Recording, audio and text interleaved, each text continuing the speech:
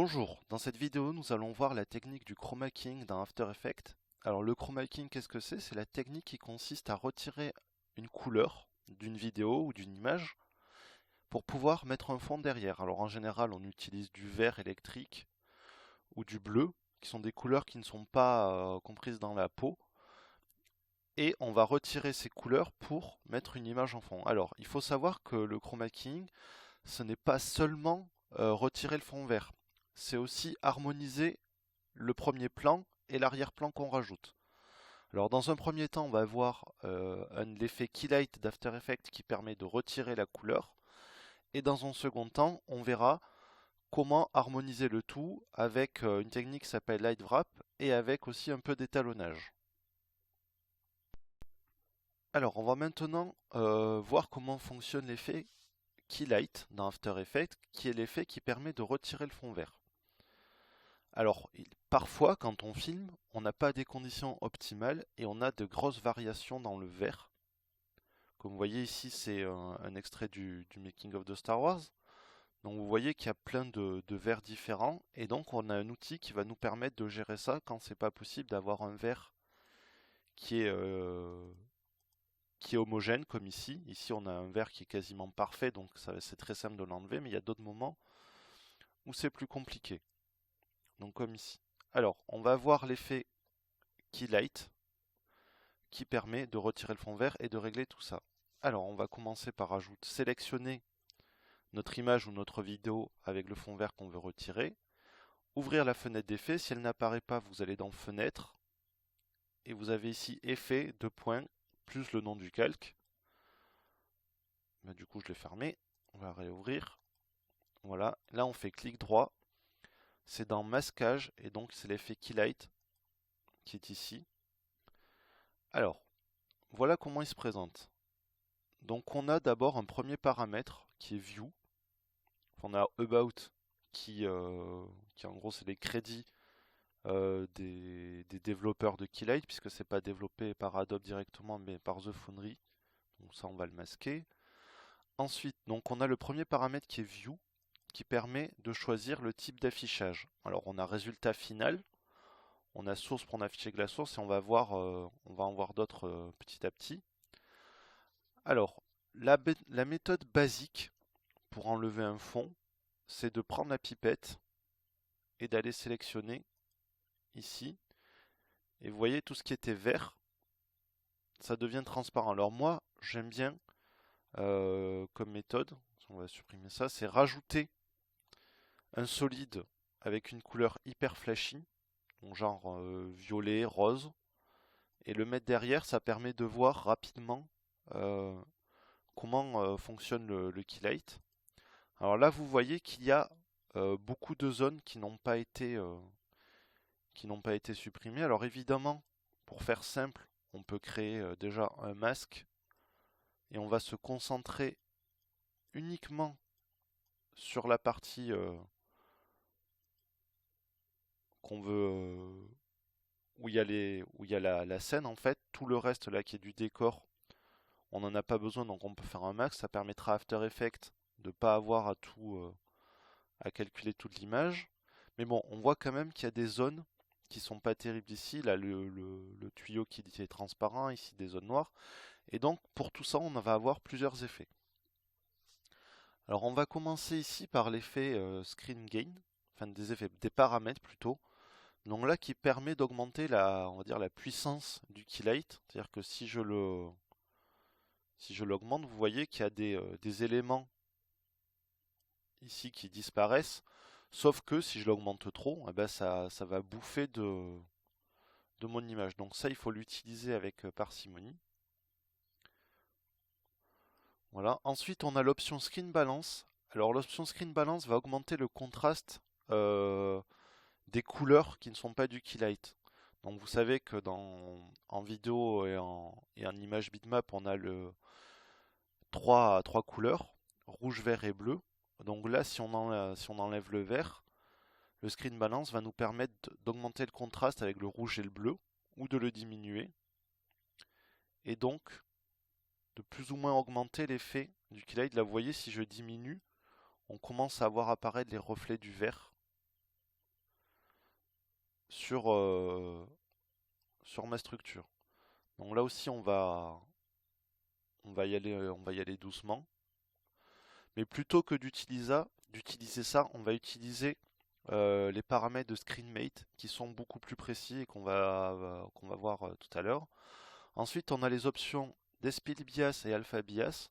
Donc ça permet à After Effects en gros, de décontaminer l'avant-plan, c'est-à-dire qu'on va lui indiquer une couleur. Donc là, dans cet exemple, ça va pas trop jouer, mais si je viens ici, par exemple, que je rajoute mon keylight, on va dire à After Effects d'utiliser cette couleur de contraste. Et par exemple, là, vous voyez l'effet, ça s'est appliqué de suite au voile derrière. Et ça peut s'appliquer aussi quand on a des problèmes autour des cheveux. Donc on va indiquer la couleur de peau, la couleur des cheveux. Et donc After Effects va mieux régler tous ces petits pixels verts qui vont rester sur notre image.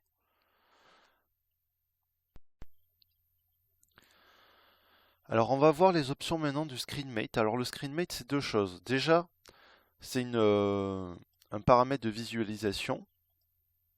Donc quand on passe ici en visualisation ScreenMate, en fait on a une version noir et blanc de notre image.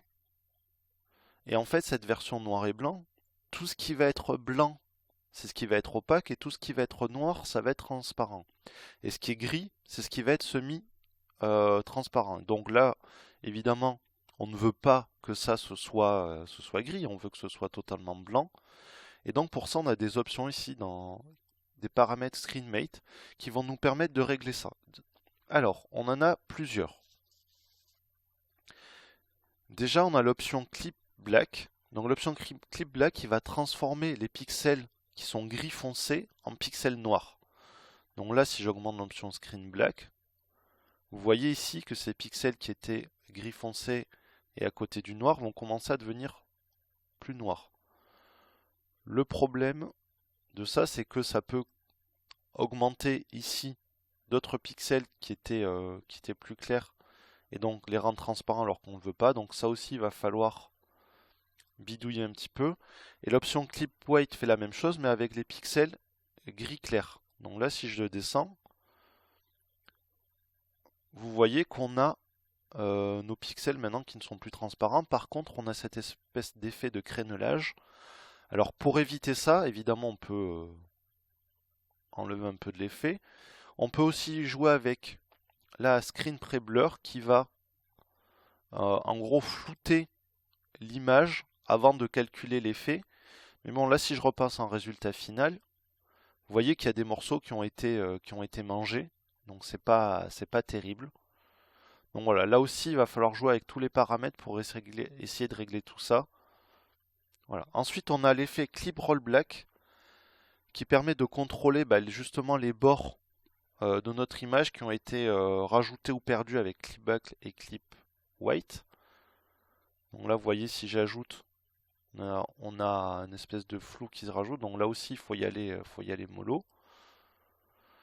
Le paramètre Screen Shrink Grow va permettre d'augmenter ou de réduire le masque. Là, par exemple, si je l'augmente, vous voyez que tout autour de mon personnage et là du tuyau, on a le noir qui revient, on a du noir qui revient, ou à l'inverse, je peux le diminuer. Voilà. Alors, c'est des fois utile de diminuer puisque quand on fait le keylight, on a parfois une espèce de liseré noir de quelques pixels qui apparaît, donc ça permet de le diminuer, mais encore une fois, il ne faut pas le diminuer trop, sinon ça ressemble plus à rien. Voilà, après ça, on a les paramètres Screen Softness, donc qui va permettre d'adoucir les bords et donc la transition avec le fond. Alors, je vais revenir là en ScreenMate. Donc on a ensuite les paramètres Screen des spots black et Screen des spots white qui vont simplifier le masque. C'est-à-dire qu'ils vont Screen des spots black va enlever des pixels noirs au milieu du blanc et Screen des spots white va enlever des pixels blancs au milieu des zones noires. Donc ils vont simplifier le masque. Donc là je vais, pour le voir comme il faut, on va réinitialiser. on va passer directement en ScreenMate. Autre chose qui peut être intéressant quand on est en ScreenMate, c'est de ne pas utiliser la pipette, mais d'aller chercher directement une couleur de vert qui va être le mieux adapté à notre image, où on va avoir le meilleur contraste entre les noirs et les blancs. C'est-à-dire qu'au lieu d'utiliser la pipette, on va sélectionner manuellement notre vert. Donc là, vous voyez, quand je vais par là, on a quelque chose qui est pas trop mal. Alors que c'est pas forcément le vert qu'on aurait sélectionné avec la pipette. Donc voilà, alors si je augmente le script screen des spot white, vous voyez qu'on a une espèce là d'effet de flou. Donc là aussi, il faut y aller mollo parce que ça peut nous simplement nous supprimer des détails. Voilà, et ensuite le dernier paramètre qu'on va voir, c'est Color Replacement. Donc en changeant les niveaux de clip dans ScreenMate, bah, Keylight a modifié globalement les pixels qui étaient verts qu'il aura enlevé. Et donc cette option-là, Replace Color, va nous permettre de lui dire comment traiter ces nouveaux pixels. Alors vous voyez si je mets... Donc on ne le voit pas forcément parce que là j'ai pas bien changé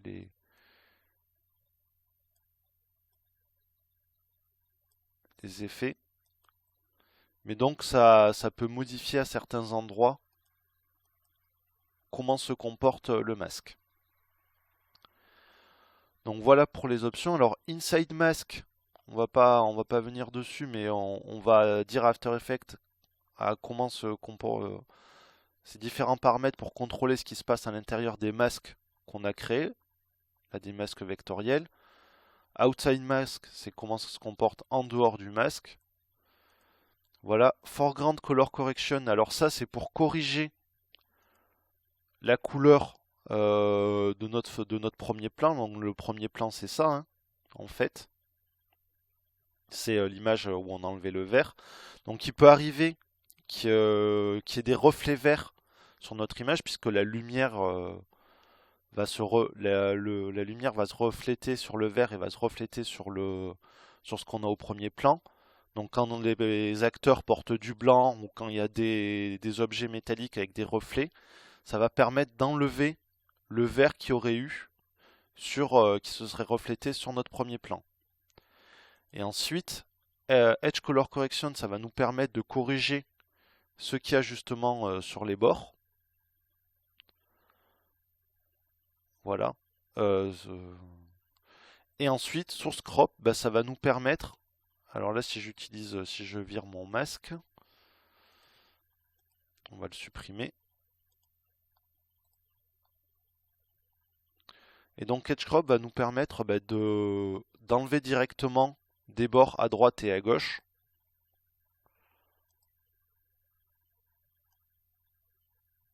Donc là, bon, vous voyez, si j'en enlève trop, ben, ça va supprimer mon image. Mais donc, quand on a des lumières ou des câbles qui sont sur les côtés dont on n'a pas forcément besoin, ça peut être utile d'utiliser ça. Ça permet de pas créer de pas créer de masques et surtout de pas avoir à calculer les nuances de vert. Voilà, on peut le faire vers le haut aussi. Donc voilà pour l'effet Keylight, dont on a vu un peu les paramètres en profondeur qui permettent de bien régler notre effet pour enlever au maximum le vert et pour conserver au mieux notre avant-plan. Alors là, évidemment, j'ai fait ça un peu vite. Il faut y passer un peu plus de temps pour que ce soit bien propre. Dans la deuxième partie de ce cours, donc, on va voir la partie étalonnage qui va permettre d'harmoniser le fond et le premier plan sur lequel on a enlevé le vert. Alors je vais créer, là j'ai ma vidéo, je vais créer une nouvelle composition à partir de cette vidéo. Voilà. Alors, première chose que je vais faire déjà, ben, ça va être de créer mon solide de couleur flashy et de le mettre derrière pour voir de suite les effets du Keylight. Ensuite, je vais sélectionner ma vidéo et rajouter l'effet Keylight qui se trouve dans Masquage. Donc là, je vais aller sélectionner le vert. Donc on a la chance ici d'avoir un vert qui est assez homogène. Toutefois, là si je passe en ScreenMate, on va voir qu'il y a des parties qui vont être transparentes sur la robe. Alors là, sur le voile, c'est parfait, puisqu'on veut conserver de la transparence sur le voile. Par contre, sur la robe, c'est un peu plus gênant. Donc je vais repasser en Final Result. Ce que je vais faire, c'est utiliser l'option d'Espil Bias pour déjà avoir un meilleur résultat sur la transparence et sur les cheveux. Puis je vais repasser en Screen Mate. Et déjà, vous voyez que là, en utilisant d'Espil Bias, ça m'a enlevé de la transparence sur la robe. Il ne reste plus qu'à régler un petit peu la peau. Donc peut-être en un peu de screen gain, on va pouvoir régler ça, et encore que non, pas trop. Donc on va utiliser le screen mate directement. Donc clip black, il n'y a pas trop besoin de le toucher, je pense que c'est clip white où on va, voilà, enlever un peu de blanc. Et là, c'est pas trop mal, sauf que ici il faut enlever du noir. On n'a pas perdu trop de détails au niveau des cheveux, donc c'est bien. Donc là, on va pas toucher beaucoup plus que ça. Et on va maintenant, déjà je passe en Final Result pour voir ce que ça donne. Donc c'est vraiment pas mal. Donc maintenant on va choisir une image de fond. Donc moi j'ai choisi cette image qui est libre de droit sur le site Wikimedia Commons. On va l'ajuster parce qu'elle est un peu grande.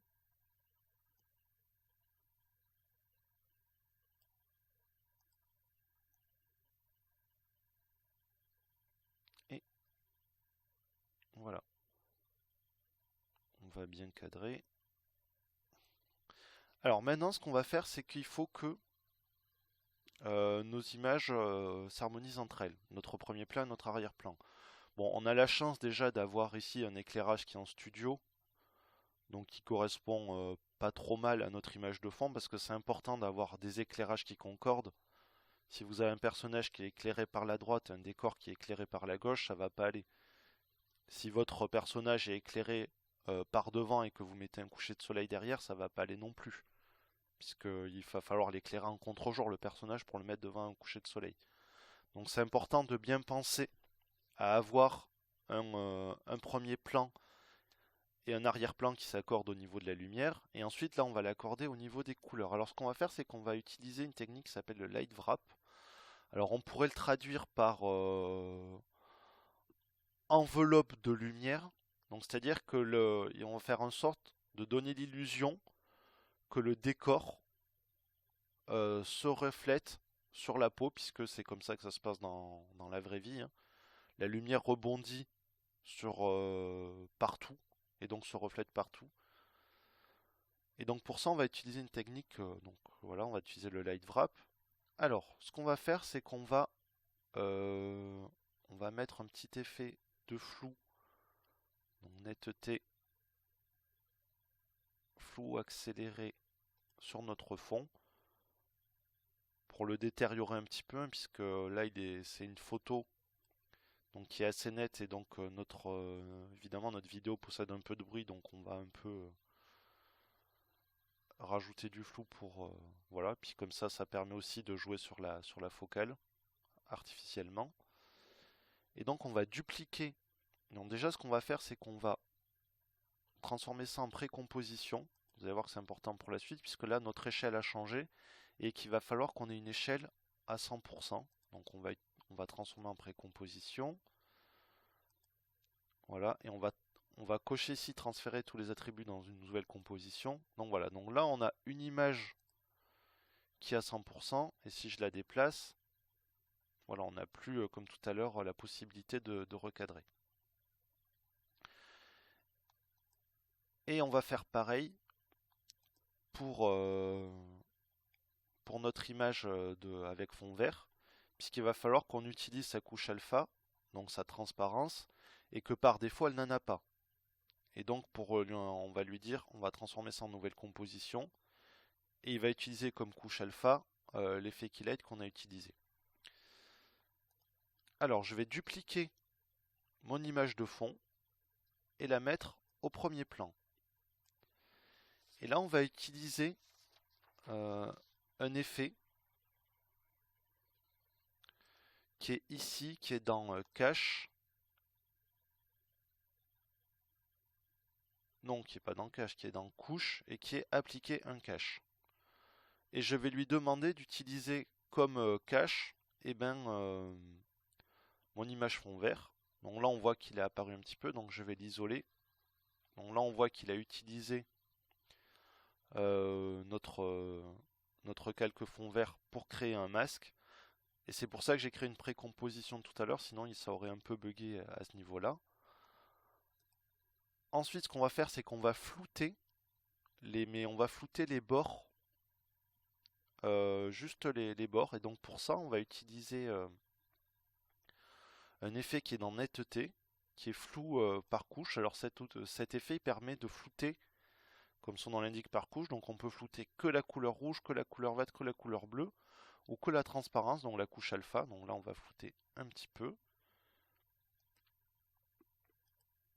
Et ici, on va venir inverser le cache pour avoir notre flou qui s'applique ici. Alors là, vous voyez qu'on a notre silhouette en noir. Et nous, on veut juste des bords. Alors ce qu'on va faire, c'est on va réutiliser l'effet appliquer un cache. On va réutiliser fond vert. Et donc là, vous voyez, on a juste un petit, sur les zones transparentes, la lumière qui va venir se refléter sur notre premier plan. Alors on peut augmenter ou diminuer avec le flou. Voilà, sachant qu'il ne faut pas trop le mettre, hein, sinon on va avoir l'impression que notre premier plan après est transparent. Voilà, et donc là, si je désactive, vous voyez que sur les bords, donc on a les couleurs qui correspondent au fond, et donc ça va permettre de mieux s'incruster dans la scène. Vous pouvez évidemment, sur ce calque-là, là je peux augmenter encore plus, mais vous voyez qu'on a l'impression que les bords sont flous. Par contre, on va pouvoir après jouer sur les options de fusion. Donc à vous de trouver ce qui correspond le mieux, évidemment sur l'opacité du calque. Voilà, donc là aussi c'est une histoire de dosage, c'est à vous de régler. Et la chose qu'on va faire ensuite, c'est reprendre notre calque fond vert et essayer d'harmoniser avec le fond. Donc pour ça, je vais rapidement faire un truc. On va utiliser l'option CC tonnerre. Si je la retrouve, voilà, CC tonnerre qui est dans correction colorimétrique. Donc CC tonnerre, ça permet de recolorer notre image en utilisant plusieurs valeurs. Donc les valeurs de ton clair, de ton moyen et de ton foncé. Donc highlight, midtone et shadow. Donc on peut en utiliser deux, juste ton clair et ton foncé. On peut en utiliser trois, donc ton clair, ton moyen et ton foncé, ou 5 avec les réglages intermédiaires. Là je vais rester sur 3. Donc ce que je vais faire, c'est que je vais aller prendre dans highlight les couleurs les plus claires qu'on trouve dans le fond. Donc là ça va être la lumière blanche. Dans midtones, je vais prendre une couleur qui correspond au ton moyen. Donc on va plutôt aller par là. Là c'est un peu foncé, on va peut-être essayer de prendre un peu plus clair, voilà. Et dans Shadow, on va aller prendre les tons foncés, donc ici par exemple. Et ensuite on peut jouer sur Blends with Original, ça veut dire fondre avec l'image d'origine. Et donc là c'est pareil, vous y allez doucement. Et là déjà on voit que nos couleurs s'accordent, que notre premier plan et notre arrière-plan s'accordent plutôt pas mal. Voilà, donc après ça on peut évidemment créer un calque d'effet. Là si par exemple je réutilise un CC tonnerre, si je veux avoir une scène un peu plus froide, on va utiliser des tons bleu moyen et bleu foncé. Donc on va recoloriser notre scène dans des tons plus froids. Le traditionnel luminosité contraste qui va nous permettre de contraster un peu plus notre image et ainsi de suite. Donc après c'est toute une histoire d'étalonnage. Donc voilà, ce cours est fini. Donc on a vu la technique de chroma keying, donc encore une fois en deux parties, c'est important. La première partie évidemment de régler la transparence en enlevant le fond vert, et la deuxième partie qui est tout aussi importante qui va être l'étalonnage et harmoniser le fond et le premier plan. Voilà, merci d'avoir suivi cette vidéo.